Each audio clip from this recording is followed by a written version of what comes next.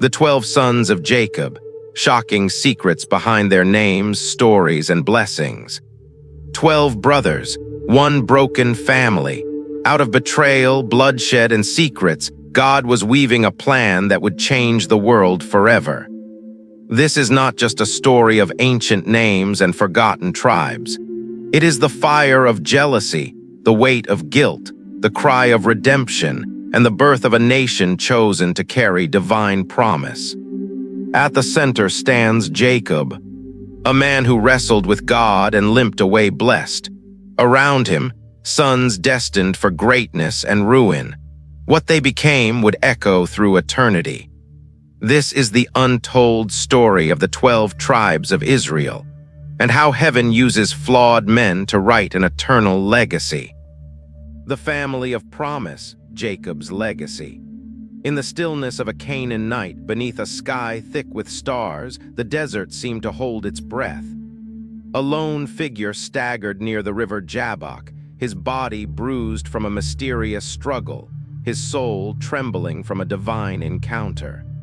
That man was Jacob, and though his life began in rivalry and striving, it would end in a covenant that shaped the destiny of nations. Jacob, son of Isaac and grandson of Abraham, carried a promise that reached beyond human understanding. God had spoken, "Your descendants will be as countless as the stars in the sky and as the sand on the seashore. Through you, all nations on earth will be blessed." But from his first breath, Jacob's path was anything but smooth. He was born gripping the heel of his twin brother Esau, striving even in the womb. His name, Jacob, meant one who grasps or supplanter, a name that echoed in the struggles of his youth, the struggle for the birthright. Isaac loved Esau, the rugged hunter. Rebekah favored Jacob, the quiet man of tents. Tensions grew between the brothers until one day Esau sold his birthright for a simple bowl of stew. Later, Jacob, at his mother's urging, deceived his blind father, stealing the blessing meant for Esau. The household erupted in fury. Esau's cry of anguish pierced the silence. "Bless me too, my father." But Isaac's words could not be undone. Consumed with rage, Esau vowed to kill Jacob. Rebekah, fearing for her younger son, sent him away to her brother Laban's house in the east, the ladder at Bethel. Alone in the wilderness, Jacob rested his head on a stone. That night he dreamed of a ladder stretching from earth to heaven, with angels ascending and descending. At the top stood the Lord, saying, "I am the God of Abraham and Isaac. The land where you lie I will give to your descendants. I am with you and will not leave you until I have done what I promised." Awakening in awe, Jacob declared, "Surely the Lord is in this place."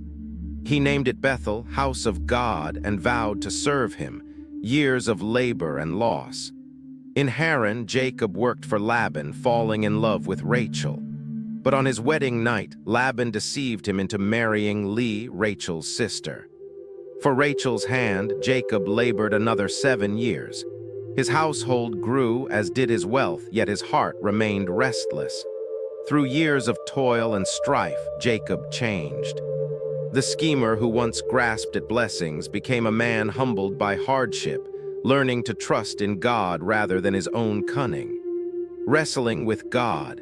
Returning home, Jacob feared Esau's vengeance. On the banks of the Jabbok, he encountered a mysterious man and wrestled through the night. At dawn, Jacob cried, "I will not let you go unless you bless me." The stranger touched his hip, wrenching it from its socket. Then he spoke, "Your name will no longer be Jacob, but Israel, because you have struggled with God and with men and have overcome." Jacob limped away, transformed. The man who had spent his life grasping now clung to God with all his strength. The sons of Israel. From Jacob came 12 sons born of Leah, Rachel, and their maidservants. These sons, flawed, ambitious, yet chosen, would become the tribes of Israel. Leah's sons, Reuben, Simeon, Levi, Judah, Issachar, Zebulun. Rachel's sons, Joseph and Benjamin. Bilhah's sons, Dan and Naphtali. Zilpah's sons, Gad and Asher. Each son carried unique strengths and weaknesses, and before Jacob's death, he would speak prophetic words over them, words that would shape their descendants for generations. A family destined to change the world. Jacob's family was far from perfect. Deception, jealousy, and pain stained their story, yet through them, God wove a plan of redemption. From Judah's line would come King David. And from David's line, the Messiah, Jesus Christ, the Savior of the world. This is not merely the story of a man or a family. It is the story of God's faithfulness, working through human frailty to fulfill an eternal promise. Reuben, the firstborn who fell. The golden light of dawn spilled across the hills of Canaan, and in that glow stood Reuben, Jacob's firstborn. Tall and broad-shouldered, he seemed the very image of strength and promise. To Leah, his mother, Reuben was her victory, a son born in the hope of winning Jacob's love. To Jacob, he was the one destined to carry the family's honor. Yet within Reuben stirred a restlessness that would one day cost him everything. A glimpse of leadership. In his youth, Reuben often showed the makings of a noble leader. He quieted disputes among his brothers and bore the weight of being the eldest. When jealousy boiled over against Joseph, the dreamer favored by their father, Reuben's voice broke through their rage. "Do not shed his blood," he pleaded. "Throw him into this cistern, but harm him not." Reuben's plan was to return later and rescue Joseph. But as he stepped away, the others seized their chance. They sold Joseph to traders for 20 pieces of silver. When Reuben returned, the cistern was empty. Tearing his garments in anguish, he cried out, "The boy is gone. Where can I turn now?" His heart sank under the weight of guilt. He had failed as a protector. Though he joined in the cruel deception, bringing Joseph's bloodied robe to Jacob, Reuben's shame never left him. The sin that sealed his fate. Years passed, but Reuben's guilt festered. Perhaps seeking to assert himself in a household where his position felt unstable, he committed an act that forever changed his destiny. He lay with Bilhah, his father's concubine. This was more than a moral failing. It was a direct challenge to Jacob's authority, a violation that could not be ignored. Though Jacob said nothing at the time, the silence between father and son grew heavy, like a storm waiting to break. Jacob's final words. As Jacob neared death, he gathered his sons to speak prophetic blessings over them, words that would shape Israel's future. When Reuben came forward, Jacob's voice carried no warmth. "Reuben, you are my firstborn, my might, the first sign of my strength, excelling in honor, excelling in power. But turbulent as the waters, you will no longer excel, for you went up onto your father's bed and defiled it." In a single sentence, Jacob stripped Reuben of his birthright. The double inheritance, the leadership of the family, the blessings of the firstborn, all gone. Reuben's proud face faltered under the weight of his father's judgment. Around him, his brothers stood in silence. The eldest had fallen.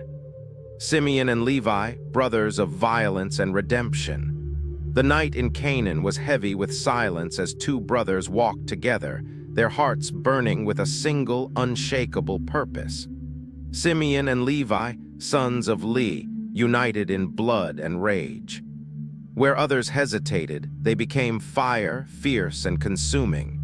They had grown under the shadow of their mother's sorrow.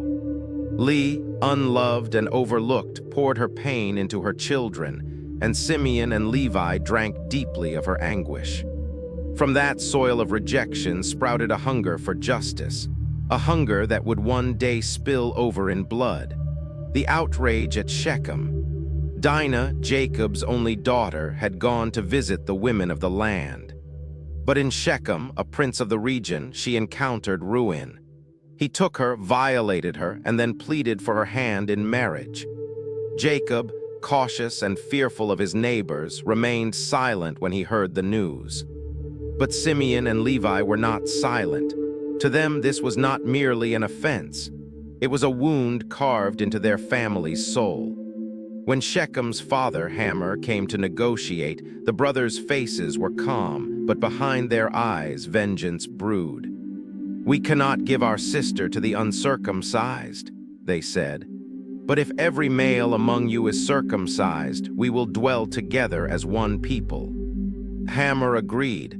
The men of Shechem submitted to the painful rite. On the third day, when weakness had overtaken them, Simeon and Levi struck. Swords in hand, they moved through the city, cutting down every male, Hamor, Shechem, and all their people. Blood ran through the streets.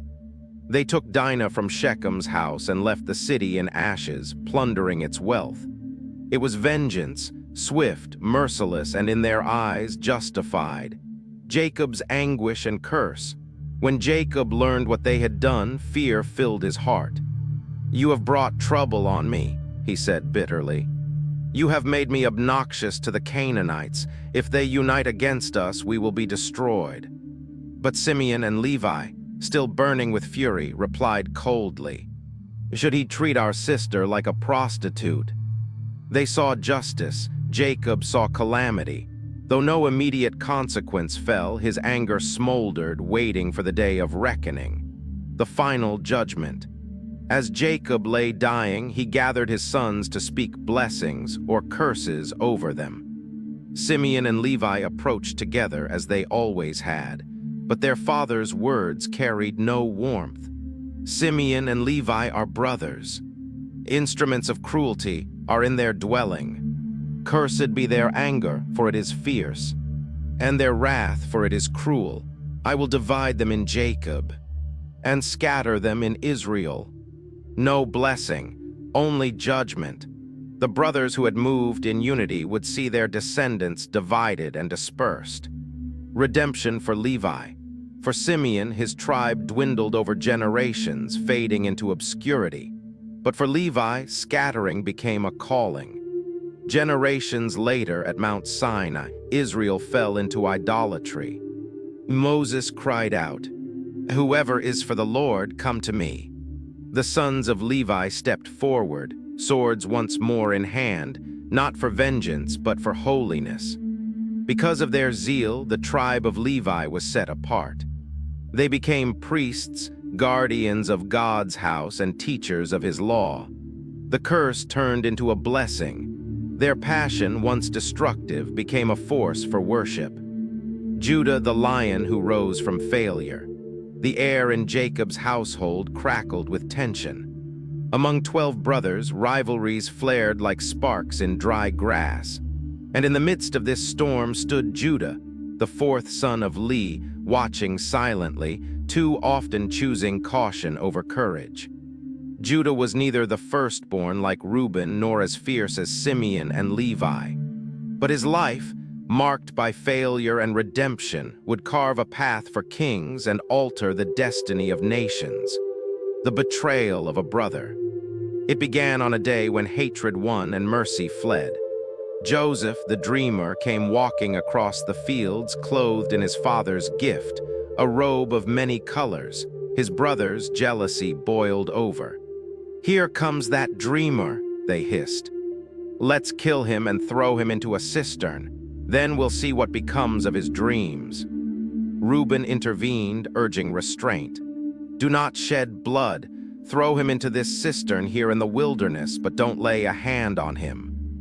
As Joseph cried out for mercy, Judah's voice cut through the murmurs with cold pragmatism. "What will we gain if we kill our brother? Come, let's sell him to the Ishmaelites. After all, he is our brother, our own flesh and blood." And so Joseph was sold for 20 pieces of silver, his hands bound, his cries fading into the desert wind. Judah watched him disappear over the horizon, unaware that this choice would haunt his soul for years to come. The downward spiral. Guilt clung to Judah like a shadow. He distanced himself from his brothers and moved to Adullam, marrying a Canaanite woman and fathering 3 sons, Onan, and Shelah. But tragedy struck. His firstborn, was struck down by God for wickedness. Onan, tasked to continue his brother's line with Tamar, refused and was also struck down. Judah hesitated to give his youngest son, Shelah, to Tamar. "Wait until he grows up," he said, though in his heart he feared Tamar was cursed. Time passed. Tamar, desperate to secure her place in Judah's family, veiled herself and waited by the roadside as Judah traveled to Timnah. Mistaking her for a prostitute, Judah went into her, leaving his seal, cord, and staff as a pledge. From this encounter, Tamar conceived. Confrontation and confession. Months later, word came. "Your daughter-in-law Tamar is guilty of prostitution, and now she is pregnant." Rage flared in Judah's heart. "Bring her out and burn her to death," he demanded. But Tamar sent a message. "I am pregnant by the man who owns these." As she held up the seal, cord, and staff, Judah froze. The truth pierced him like a blade. In that moment of shame, his hardened heart cracked open. "She is more righteous than I," he confessed. It was Judah's first step toward redemption. A lion awakens. Years later, famine struck. Jacob sent his sons to Egypt to buy grain, not knowing Joseph, now ruler of Egypt, stood before them. When Joseph demanded that Benjamin be brought to Egypt, fear gripped Jacob. But Judah stepped forward. "Send the boy with me," he said. "I myself will guarantee his safety. If I do not bring him back, I will bear the blame forever." When Joseph's silver cup was found in Benjamin's sack, Judah spoke again, not as a schemer, but as a man transformed. "Please, let me stay as your slave in place of the boy. Let Benjamin return to his father. How can I watch my father's misery if the boy does not return?" Gone was the Judah who sold his brother. This was a man willing to lay down his life for his family, the blessing of the scepter. On his deathbed, Jacob blessed his sons. But Judah's blessing was unique. "Judah, your brothers will praise you. Your hand will be on the neck of your enemies. You are a lion's cub, Judah. The scepter will not depart from Judah, nor the ruler's staff from between his feet, until he to whom it belongs shall come, and the obedience of the nations shall be his." From Judah's line would come King David, and from David's line, Jesus Christ, the Lion of Judah, whose kingdom will never end. The legacy of Judah. Judah's story is one of failure turned to faith, betrayal transformed into bravery. His life reminds us that no fall is too great for God to redeem. From the ashes of shame, a lion arose, one whose roar would echo through eternity. Joseph, the dreamer who saved a nation. Under the blazing sun of Canaan, Joseph walked toward his brothers, his robe of many colors fluttering like a banner. To Jacob, this robe symbolized love for Rachel's son. To his brothers, it was a constant reminder of their father's favoritism, and it fed their hatred. Joseph dreamed often. In one vision, sheaves of wheat bowed before his own. In another, the sun, moon, and 11 stars bowed low. When he shared these dreams, his brothers' envy turned to rage. "Will you really reign over us?" They mocked, but deep inside, fear and jealousy festered. The day of betrayal. One day, Jacob sent Joseph to check on his brothers in the fields. As they spotted him in the distance, the robe bright against the dry earth, their hatred boiled over. "Here comes the dreamer," they muttered. "Let's kill him and see what becomes of his dreams." Reuben stepped in. "Do not kill him. Throw him into this cistern," he said, planning to rescue Joseph later, but Judah proposed another way. "Why shed blood? Let's sell him to the Ishmaelites." Stripping Joseph of his robe, they sold him for 20 pieces of silver. As the caravan carried him away, Joseph's cries faded in the desert wind. That night they dipped the robe in goat's blood and showed it to Jacob. The grieving father tore his clothes. "Surely my son has been torn to pieces," he wept. From slave to prisoner.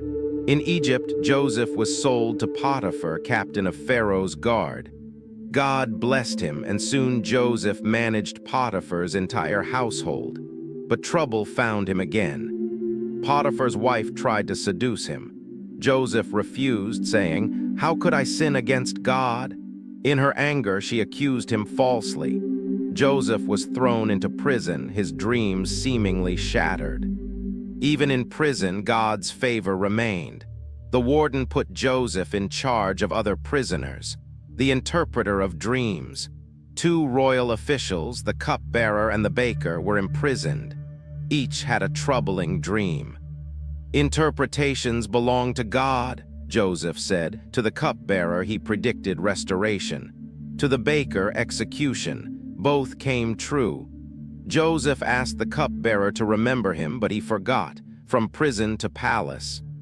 2 years later, Pharaoh dreamed of 7 fat cows devoured by 7 gaunt ones, and 7 healthy heads of grain swallowed by 7 withered ones. None could explain them.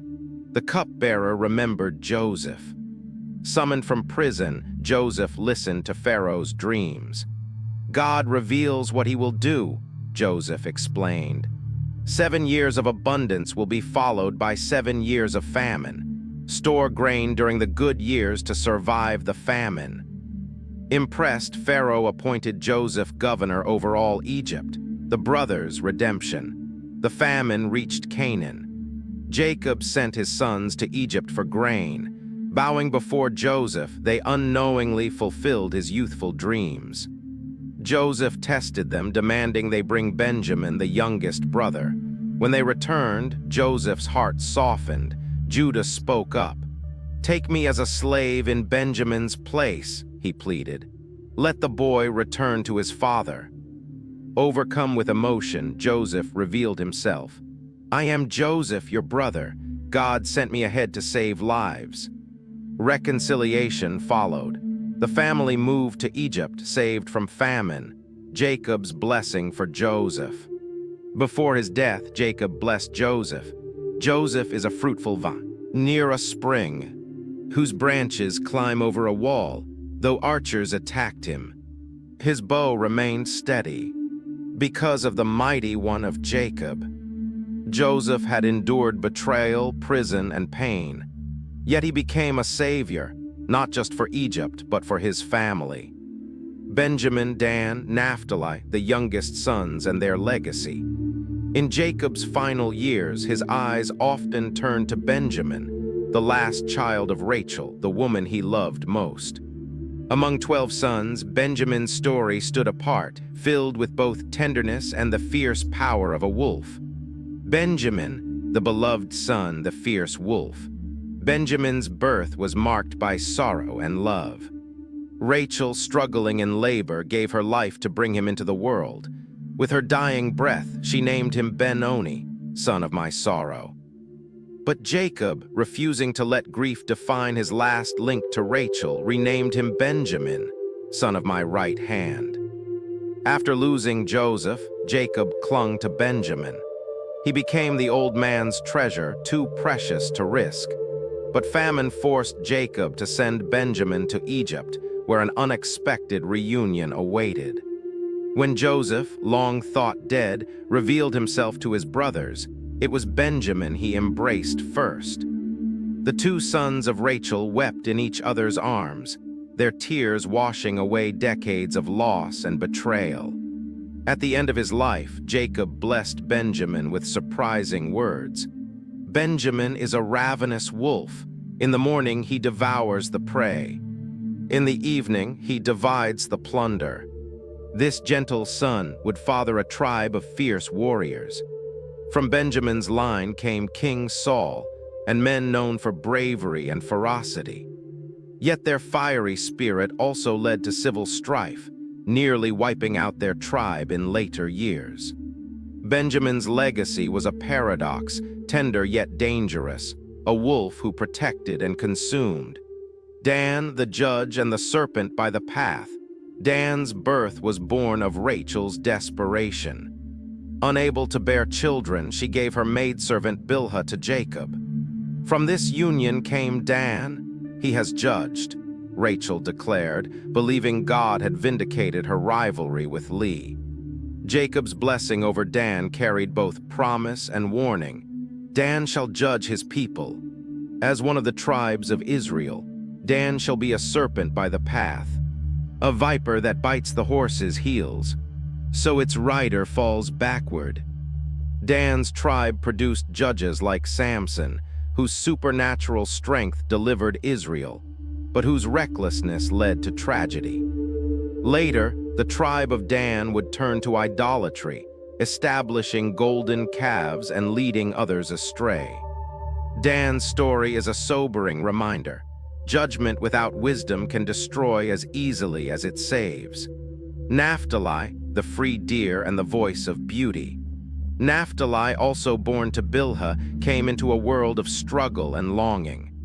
Rachel named him from her wrestling, Naphtali. But Jacob's blessing painted a gentler picture.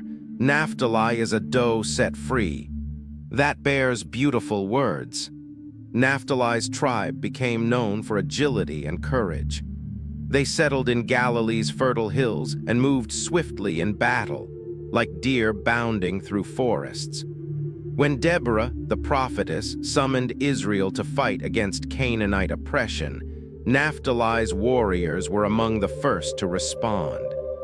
Quick-footed and loyal, they helped secure a great victory. Naphtali's strength lay in balance, freedom with loyalty, speed with grace, and words that soothed rather than wounded. 3 sons, one divine plan. Benjamin, Dan, Naphtali each carried a unique legacy. One tender and fierce, one cunning yet flawed, one graceful and swift. Though their lives were marked by struggle and imperfection, God wove their stories into the tapestry of Israel. Their tribes, with all their strengths and failings, became part of the promise first spoken to Abraham, a family through whom the world would be blessed. As Jacob's life drew to its end, 4 sons remained to receive his final words, tribes destined to bring both strength and challenge to Israel's unfolding story. Gad, Asher, Issachar, Zebulun, the final sons and their callings. As Jacob's weary eyes swept over his remaining sons, the air in the tent felt heavy with destiny. 4 more blessings remained, 4 lives that would ripple across generations. Gad, Asher, Issachar, and Zebulun carried stories of strength, abundance, wisdom, and exploration. Each one was a vital thread in the tapestry of Israel. Gad, the warrior who holds the line. Jacob's voice turned firm as he looked at Gad, Leah's son through Zilpah. His name meant good fortune, and Jacob's words hinted at a life shaped by battle. Gad will be attacked by a band of raiders, but he will attack them at their heels. Gad's descendants settled on exposed land east of the Jordan River. Their position placed them face to face with constant threats from enemies. Yet they became known as fierce warriors, men with faces like lions and feet as swift as gazelles. These soldiers weren't just protectors of their own land. They stood shoulder to shoulder with their brothers, fighting for Israel's survival. Gad's legacy became a symbol of resilience, loyalty, and courage against overwhelming odds. Asher, the blessed provider. Jacob's tone softened as he turned to Asher, Zilpah's second son. His name meant happy, and Jacob's words flowed like rich oil. Asher's food will be rich. He will provide delicacies fit for a king. Asher's tribe inherited fertile lands along the Mediterranean coast. Olive groves and vineyards flourished there, and their oil was prized throughout the region. This abundance wasn't just for them. It became a blessing for all of Israel. Asher's role was to sustain and delight, proving that not every calling required a sword. In their prosperity, they embodied God's promise of joy and provision. Issachar, the strong donkey of wisdom. Jacob's eyes fell on Issachar, Leah's ninth son. His blessing was cryptic yet profound. Issachar is a strong donkey, lying down between two burdens. He saw that his resting place was good, yet he bent his shoulder to the load. Issachar's descendants became known for their wisdom. They studied the times, offering counsel when Israel faced difficult decisions. Their fertile lands allowed them to live quietly and work diligently. But their strength also made them vulnerable. Others would sometimes impose forced labor upon them. Still, Issachar's tribe chose peace over conflict, and their wisdom became their greatest weapon. Zebulun, the merchant of the seas. Finally, Jacob turned to Zebulun, Leah's 10th son. His voice carried a note of adventure. Zebulun will live by the seashore and become a haven for ships. Zebulun's tribe settled near Israel's northern coast, thriving on trade and seafaring. Their ships carried goods and stories across the waters, connecting Israel with the wider world. Zebulun's legacy was not just about wealth, it was about influence. They reminded Israel that God's people were meant to be a light to the nations, blessing others even as they remained faithful to Him. 4 paths, 1 plan. Gad fought with unwavering strength. Asher prospered and provided. Issachar bore burdens with wisdom. Zebulun ventured into the seas and beyond. Each of these final sons had a distinct calling, yet all were part of God's greater plan. Together, they remind us that warriors, providers, thinkers, and explorers are all necessary in the story of redemption. As Jacob's words faded into silence, his sons stood like pillars around him, 12 men whose destinies would shape a nation. Jacob's final words and the destiny of Israel. The tent was quiet, except for the faint rustle of linen and the labored breathing of an old man.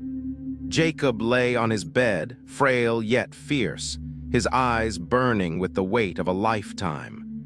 Around him, the 12 sons of Israel stood in a circle, men of strength, weakness, courage, and failure. Each carried his own story, yet all were bound together in one promise. Jacob lifted his hand, and the sons leaned in. His voice was low but carried the authority of heaven itself. "You are my sons. From you shall come a nation as numerous as the stars, as vast as the sands of the sea." He began with Reuben, the firstborn, whose instability cost him the rights of leadership. He moved to Simeon and Levi, whose anger had scattered them, yet whose descendants would one day serve in God's holy presence. Judah's name came with power. "The scepter shall not depart from Judah," Jacob declared, "nor the ruler's staff from between his feet until he comes to whom it belongs. To him shall be the obedience of the nations." A hush fell over the room. It was more than a blessing. It was a prophecy of a coming king, a Messiah. Joseph's turn brought tears to Jacob's eyes. The son of his beloved Rachel had suffered betrayal, slavery, and prison, yet had risen to save nations. "Joseph is a fruitful vine," Jacob said. "His branches run over the wall. The Almighty has blessed you beyond measure." Benjamin, the youngest, received a different word. "A ravenous wolf. In the morning he devours the prey. In the evening he divides the plunder." Fierce and bold, his tribe would give rise to mighty warriors. One by one, Jacob spoke into the destinies of his sons. Each word was like a seed planted deep into the soil of history, waiting to bear fruit in the generations to come. As his strength waned, Jacob gathered his last breath. "Do not bury me in Egypt," he said. "Carry me to my fathers, to the cave at Machpelah." And with that, the patriarch of Israel drew his feet into the bed and was gathered to his people. Outside, the wind swept over the desert sands. Above, the stars blazed in the night sky, 12 points of light, each one carrying the name of a son, each one a promise unbroken. Israel's story had only begun. As we reflect on the lives of Jacob's 12 sons, their strengths, failures, and the blessings spoken over them, we are reminded of a powerful truth. God weaves his purposes even through imperfect people. Their stories call us to examine our own hearts, to seek his guidance, and to walk in the blessings he has prepared for us. If this message has stirred something in you, take a moment to like this video, subscribe to our channel, and share your thoughts in the comments below. Which lesson from the 12 sons spoke most deeply to your heart? And don't forget, our upcoming videos will uncover even more hidden mysteries and sacred words of God that you may have never heard before. These timeless truths could transform your spiritual journey in ways you never imagined. So stay tuned, because the next story might be the one that changes your life forever.